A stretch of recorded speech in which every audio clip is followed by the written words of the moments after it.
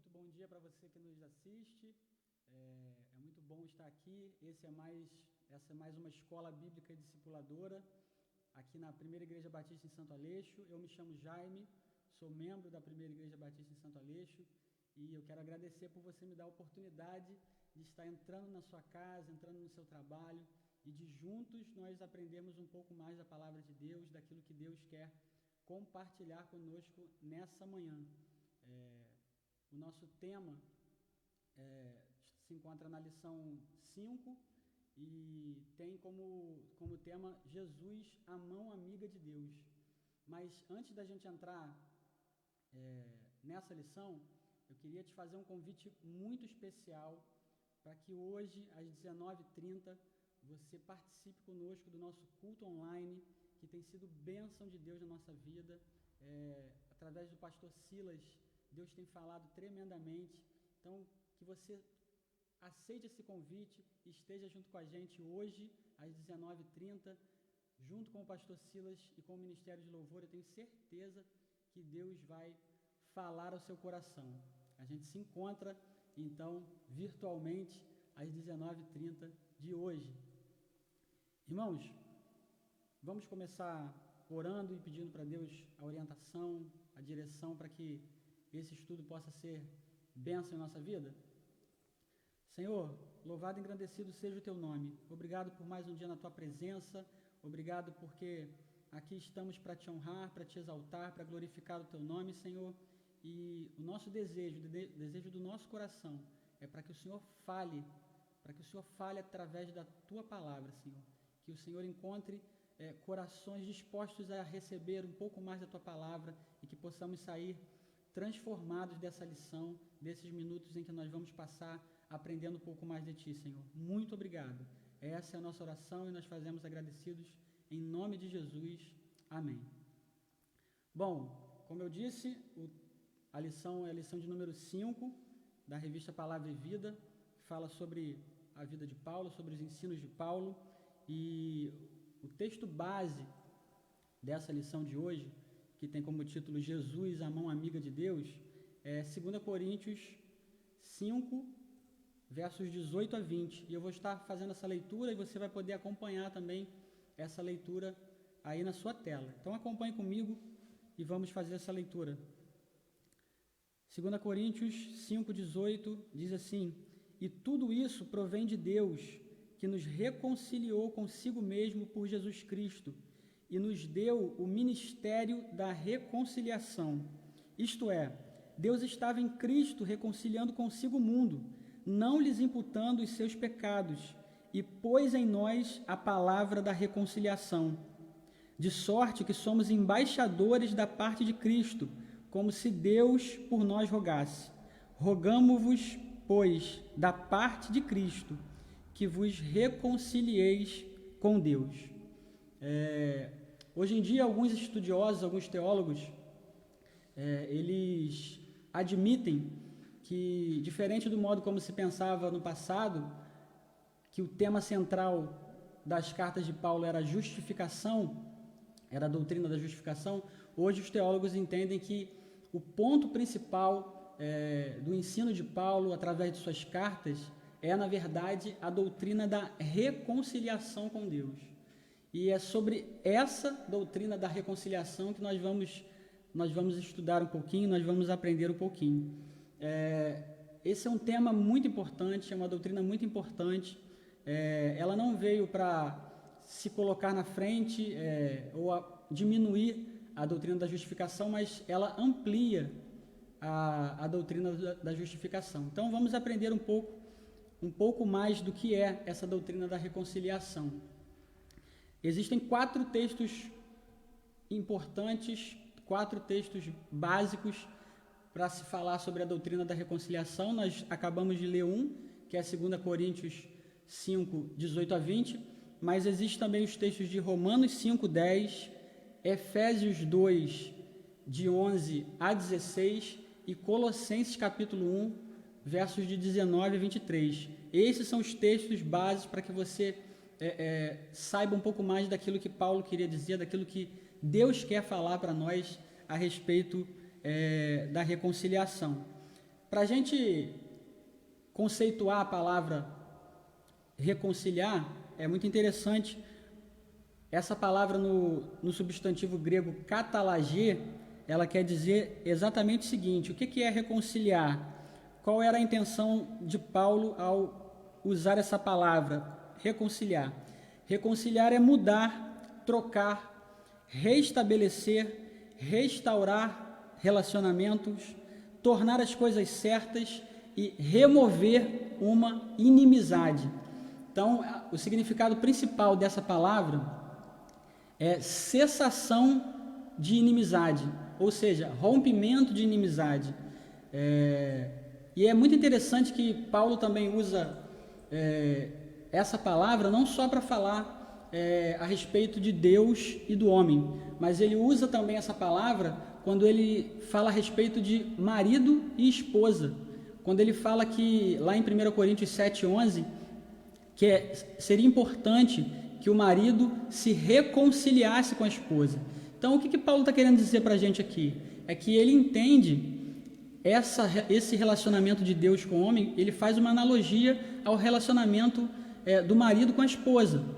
Então, da mesma forma que no texto de 1 Coríntios ele está falando sobre um rompimento entre um relacionamento de marido e esposa, nesse texto que acabamos de ler, de 2 Coríntios 5, 18 a 20, Paulo também está falando, está demonstrando que existe um rompimento de relacionamento entre Deus e o homem.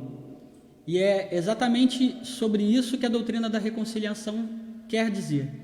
É sobre isso que a doutrina da reconciliação fala para nós.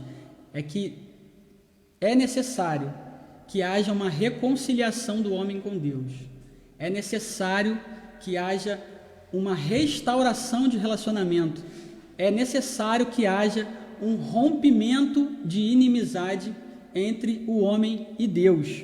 Bom, dito isso, fica claro para nós que existe realmente uma inimizade entre o homem e Deus. É exatamente isso que Paulo quer falar. E não adianta a gente tentar desviar o assunto, porque é exatamente isso que o texto bíblico diz. Algumas pessoas podem argumentar, mas como que Deus pode ter inimizade com o homem?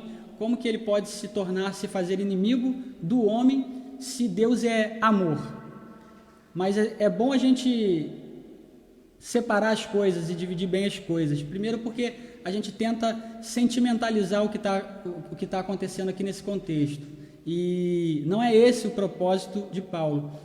A gente entende inimizade muitas das vezes de forma sentimental, entendendo que se existe uma inimizade é porque uma das partes está magoada, está chateada, ou quer se vingar, quer revidar, e não é disso que se trata.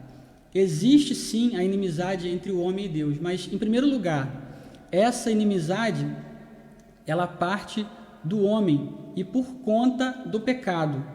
Então, por conta do pecado, pelo pecado se instaurar na vida do homem e corromper a natureza do homem, existe o rompimento de um relacionamento com Deus. Por quê? Porque Deus não compactua com o pecado. Deus ele não pode compactuar com o pecado. E o homem sem Cristo, tomado pelo pecado, dominado pelo pecado, escravo do pecado, ele vira as costas para Deus. Olha o que diz, por exemplo, o texto de Romanos capítulo 5, verso 10. Romanos 5, 10 diz assim: porque se nós, sendo inimigos, fomos reconciliados com Deus pela morte do seu Filho, muito mais estando já reconciliados, seremos salvos pela sua vida. Então, Paulo aqui em Romanos está dizendo, se nós, sendo inimigos, fomos reconciliados, então ele já demonstra aqui esse grau de inimizade. E o texto mais importante para falar sobre isso é Tiago 4,4. Tiago 4,4 diz assim: adúlteros e adúlteras, não sabeis vós que a amizade do mundo é inimizade contra Deus? Portanto, qualquer que quiser ser amigo do mundo, constitui-se inimigo de Deus. E é bom notar aqui que quando Paulo fala adúlteros e adúlteras, ele não está falando só para pessoas que foram adúlteros no casamento, por exemplo, mas está falando sobre o adultério do homem com Deus. E aqui a gente vê mais uma vez a ideia de relacionamento, a ideia de um relacionamento entre o homem e Deus, e que quando o homem é dominado pelo pecado, quando o homem é movido pelo pecado, está longe de Deus, fora de Cristo, ele está, na verdade, adulterando esse relacionamento que deveria ser perfeito, que deveria ser nos moldes de Deus, segundo a vontade de Deus, e que deveria ser obedecido pelo homem. Então, nós vemos na Bíblia que existe sim a inimizade do homem com Deus, mas essa inimizade ela parte do homem por conta do pecado. Deus, quando olha para o homem, ele não se torna inimigo, ele não tem essa inimizade com o homem por causa do homem, mas por causa da prática do pecado, por causa do domínio do pecado na vida do homem. E uma outra coisa que a gente precisa deixar bem claro aqui a respeito dessa inimizade, é que é uma inimizade moral, tem a ver com a moral, com a ética, não tem a ver com sentimentos. Então, moralmente falando, Deus não pode compactuar com o pecado, porque Ele é justo, porque Ele é santo, porque Ele é puro. Então, Ele não pode compactuar com o pecado. É por isso que a Bíblia nos diz que no pecado, estando no pecado, nós estamos condenados. Nós estamos condenados à ira de Deus. Fora de Cristo, o homem está condenado à ira de Deus. Então, já que nós percebemos aqui que existe essa inimizade, até porque a doutrina da reconciliação fala justamente de um relacionamento que precisa ser restaurado, então existe o rompimento de um relacionamento, então agora nós percebemos que isso é real, a inimizade entre o homem e Deus, ela existe. E agora, o que precisa ser feito para que esse relacionamento volte ao seu estágio inicial, para que esse seja um relacionamento saudável, para que esse seja um relacionamento dominado por Deus, guiado pelo Espírito Santo, para que seja um relacionamento fora do domínio do pecado. É exatamente sobre isso que o texto que lemos de 2 Coríntios 5 fala. Esse texto aqui mostra o plano da reconciliação. E é muito interessante que nos 3 versos que lemos, 18, 19 e 20, Paulo vai ressaltar os 3 personagens, digamos assim, desse plano de reconciliação, dessa doutrina da reconciliação. Deus Pai, Deus Filho e o homem. Você pode notar que os 3 versos, 18, 19 e 20, vão falar sobre Deus Pai, sobre Deus Filho e sobre o homem. Então a gente tem aqui bem claro as funções de cada um. Primeiro, o autor da reconciliação. Olha o que o verso 18 diz: e tudo isso provém de Deus, que nos reconciliou consigo mesmo por Jesus Cristo e nos deu o ministério da reconciliação. Então o que Paulo está falando aqui? Que o plano de reconciliação ele parte exclusivamente de Deus. Deus é o autor da reconciliação. O Deus Pai, aquele que foi ofendido, aquele que é puro, que é santo, sem pecado, sem mácula, e que viu o homem virar as costas para ele, é exatamente ele que propõe a reconciliação com o homem. Então, isso nos mostra o seguinte quadro, que não parte de maneira nenhuma dos esforços humanos a reconciliação. Não parte do homem o desejo de se reconciliar com Deus. Por mais que o homem seja interessado pelas coisas de Deus e entenda que precisa de Deus, a sua natureza pecaminosa, a sua inclinação sempre voltado para os seus desejos, para o seu ego, impede que o homem tenha esse partido, essa iniciativa de se reconciliar com Deus. E, além disso, ainda que ele tivesse essa iniciativa, os seus próprios esforços não seriam suficientes para que houvesse essa reconciliação. Então, a reconciliação do homem com Deus, ela parte exclusivamente do Deus Pai. Então, a gente tem em Deus o autor da reconciliação. Em segundo lugar, o segundo personagem é o agente da reconciliação, que é o Deus Filho, que é Cristo. O texto diz que Deus estava em Cristo, olha o verso 19, Deus estava em Cristo reconciliando consigo o mundo. Ou seja, Jesus Cristo é o meio e é o único meio, o único caminho para que o homem se reconcilie com o Pai. Não existe outro meio, não existe outro caminho.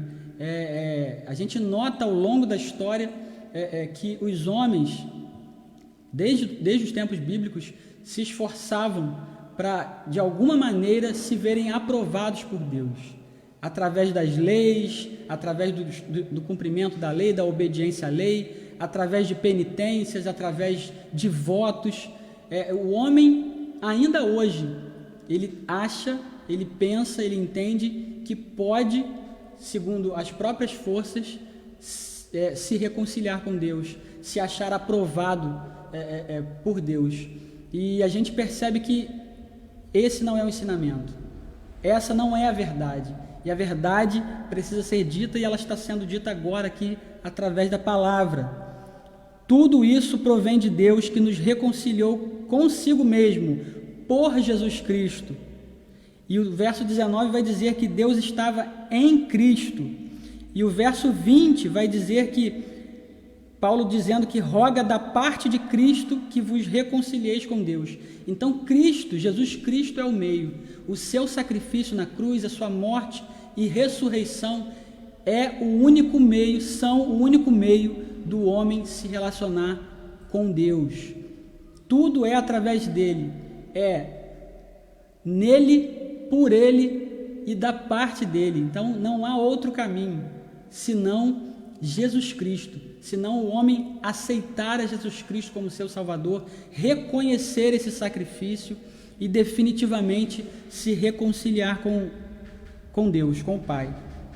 Então nós já vimos que Deus, ele é o autor da reconciliação, Cristo é o agente, é aquele que veio ao mundo, né, na forma de homem, sofreu a morte na cruz, sangrou por nós, derramou seu sangue por nós, pagando pelos nossos pecados, como diz Colossenses 2,14, cravando na cruz o escrito de dívida, a dívida que era contrária a nós, ele pagou essa dívida na cruz, e é somente através dele que nós podemos nos reconciliar. Então ele é o meio pelo qual nós alcançamos a reconciliação. E em terceiro lugar, nós temos o homem. O homem ele é simplesmente o alvo da reconciliação. Ele é o alvo da reconciliação. Deus desejou se reconciliar com o homem. Apesar de tudo que nós somos e da nossa condição humana, Deus desejou novamente restabelecer esse relacionamento com o homem. E para que isso seja possível, é necessário que a gente se arrependa, que a gente confesse os nossos pecados e que receba a Jesus Cristo como único e suficiente Salvador de nossas vidas. Esse é o papel do homem na reconciliação. Ele não tem um papel ativo na reconciliação. O papel dele na reconciliação é receber a salvação em Cristo. Então, o homem recebe, nesse plano de reconciliação, ele recebe um benefício sem igual, que se encontra no verso 19, quando Paulo diz que Deus não imputou ao homem os seus pecados. Ou seja, essa palavra imputar, ela tem origem no mundo financeiro, né? Quer dizer que Deus não contabilizou na conta do homem, não contabilizou no homem os seus pecados. Então, esse é o maior benefício que nós podemos receber, que Deus não levou em conta, não imputou em nós, não nos deu a condenação que merecíamos por conta dos nossos pecados. E tudo isso foi carregado por Cristo. Cristo, como diz Isaías 53, nele estava o castigo que nos traz a paz. Ele levou sobre si as nossas dores. E isso é maravilhoso. Quando percebemos isso, quando percebemos o gesto de amor, e como o autor da lição nos diz que Jesus Cristo é o aceno de Deus, é o aceno de amor de Deus para com o homem. Na cruz está a prova definitiva, o maior gesto de amor que você pode receber, que nós podemos receber. E isso foi deixado claro quando Deus não levou em conta os nossos pecados, quando Deus não imputou em nós os nossos pecados. Então o homem tem esse benefício de não ser condenado pelos seus pecados a partir do momento em que reconhece o sacrifício de Jesus, em que reconhece Cristo como o seu Salvador. Mas também o homem tem um dever muito importante, que também se encontra no verso 19, quando diz que ele pôs em nós a palavra da reconciliação. E o verso 20 vai dizer para a gente que agora nós somos embaixadores. A partir do momento que aceitamos Cristo como Salvador, reconhecemos o sacrifício de Cristo na cruz pelos nossos pecados, a partir desse momento nós nos tornamos embaixadores de Cristo. Ou seja, além do benefício que Deus nos deu de não imputar o pecado sobre nós, Ele nos dá uma missão também, de sermos agora embaixadores de Cristo e de proclamar essa doutrina, esse ministério da reconciliação. A reconciliação agora, o plano de reconciliação na vida do cristão é uma missão a ser proclamada, é o dever do cristão anunciar a doutrina da reconciliação, anunciar que Deus quer se relacionar novamente com o homem e que isso está disponível ao homem, basta ele reconhecer Cristo como seu Salvador. Então nós percebemos aqui esses três agentes, esses três personagens da doutrina da reconciliação: o autor da reconciliação, que é Deus, o agente da reconciliação, que é Cristo, e o alvo da reconciliação, que é o homem. Então, seguindo aqui, o centro da mensagem de Paulo é essa, a doutrina da reconciliação. Então é muito importante que isso esteja bem claro no seu coração, isso esteja bem claro dentro do seu entendimento. Por quê? Porque ainda hoje existem pessoas, até mesmo cristãos, que acham que não são dignos de Deus, que acham que não podem se relacionar com Deus, que acham que não podem ter acesso ao Pai. E é claro que se formos olhar para a nossa condição, realmente não somos dignos, mas Cristo, através de Cristo, nos tornamos dignos e somos sim recebidos por Deus e podemos restabelecer essa amizade, esse laço, esse relacionamento com o Pai. O homem fora de Cristo, ele não está reconciliado com Deus e, portanto, a sua inimizade permanece. É por isso que nós estamos aqui proclamando, divulgando, anunciando a reconciliação, porque enquanto o homem não recebe a Cristo, ele não tem restabelecido o seu relacionamento. Então é necessário que o homem reconheça Cristo. Deus tomou essa iniciativa de se reconciliar com o homem, e isso se dá somente através de Cristo.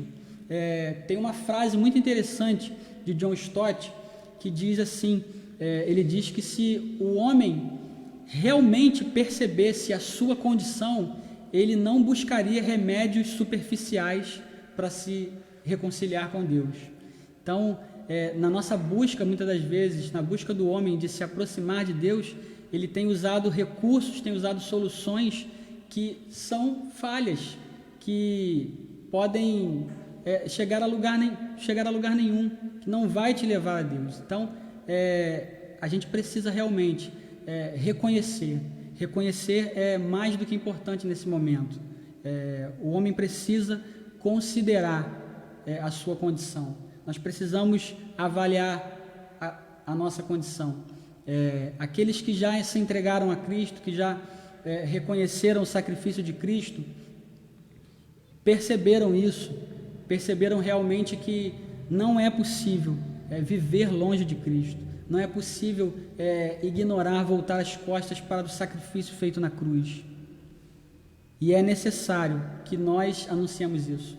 Todos nós, cristãos, servos do Senhor, temos alguém perto de nós que ainda não vive essa realidade, que ainda não consegue enxergar esse plano de reconciliação. Então cabe a nós como servos de Deus, servos do Senhor, como aqueles que um dia foram reconciliados com Deus. Cabe a nós agora anunciar que existe, que ela está disponível, a reconciliação com Deus é real e que está em Cristo. O autor da lição, ele faz uma analogia muito interessante a respeito de um episódio que aconteceu na Segunda Guerra Mundial, em que alguns soldados japoneses ficaram isolados em uma ilha e passaram 20 anos isolados nessa ilha. E durante esses 20 anos, eles achavam que a guerra continuava. Até que um dia, um desses soldados foi encontrado, foi resgatado e foi avisado que a guerra já tinha acabado. Há 20 anos atrás ela já tinha acabado. E esse homem, ele sabendo disso, sabendo dessa novidade, ele volta para a ilha, ele pede para voltar para a ilha para avisar os seus amigos que a guerra já tinha acabado. E aí você pode pensar assim, mas como pode? Esses homens ficaram 20 anos vigilantes, atentos, esperando que alguma explosão, alguma bomba fosse cair em cima deles ali a qualquer momento por conta da guerra. Como pode esses homens pensarem durante esse tempo todo que ainda havia guerra? E é exatamente isso que acontece com o homem. E quando eu falo homem, eu digo, claro, a humanidade, né? O ser humano como um todo. O ser humano ainda vive ou ainda acha que vive em guerra com Deus. Ainda acha que Deus é um Deus que pune, é um Deus que castiga, é um Deus que só quer odiar o homem, quando na verdade Deus, há 2000 anos atrás, há mais de 2000 anos atrás, Ele preparou na cruz a forma, o plano de reconciliação. Há mais de 2000 anos atrás, você já tem acesso ao Pai. Eu e você temos acesso ao Pai. E muitos de nós ainda insistem em viver nesse pé de guerra. Talvez você não reconheça, talvez você acha que está tudo bem no seu relacionamento com Deus.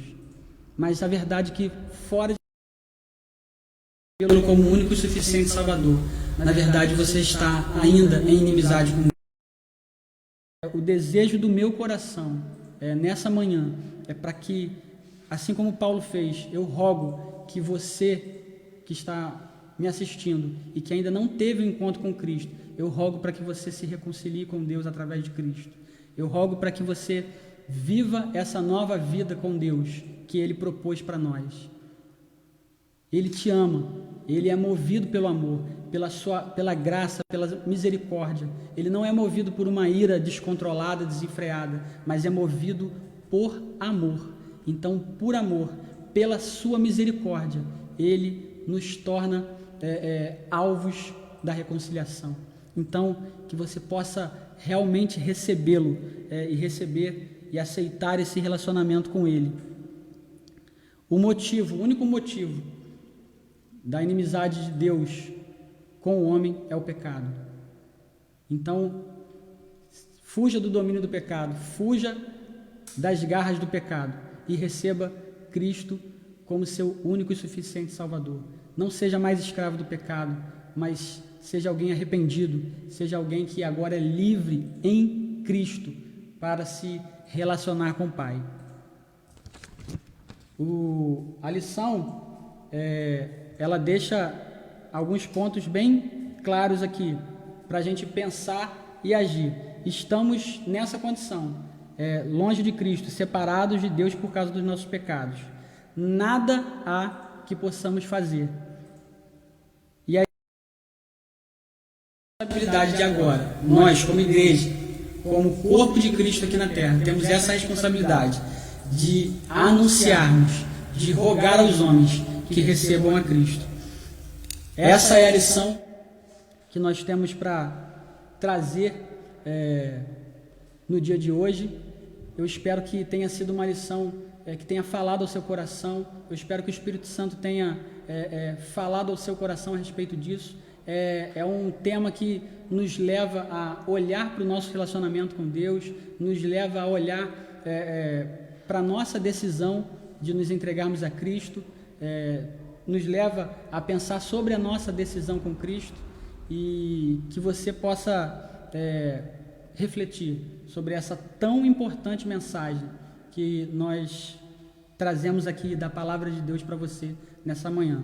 Eu gostaria de encerrar orando e antes dessa oração lembrar a você novamente, reforçar com você o nosso compromisso de hoje às 19h30 de estarmos juntos para louvarmos e agradecermos a Deus e ouvirmos a palavra de Deus através do pastor Silas, louvar junto com o Ministério de Louvor da nossa igreja. Você é o nosso convidado nessa noite, no nosso culto online às 19h30. Vamos orar? Senhor, louvado e engrandecido seja o teu nome, ó Pai.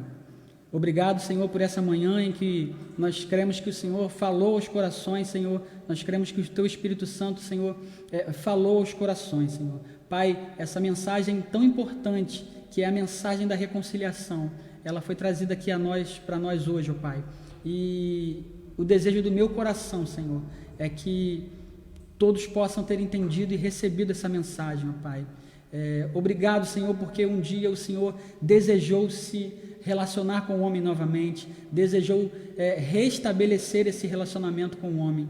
Obrigado porque apesar da nossa condição pecaminosa, apesar da nossa condição de falhos, ó Pai, de pessoas falhas, de pessoas que viraram as costas para Ti, Senhor. Apesar disso, o Senhor, movido pelo Teu amor, movido pela Tua misericórdia, trouxe para nós o plano de reconciliação. E esse plano está na pessoa de Jesus Cristo, que se entregou na cruz, que morreu por nós e que ressuscitou para nos salvar, para nos trazer a libertação do pecado, para nos livrar da condenação do pecado, Senhor.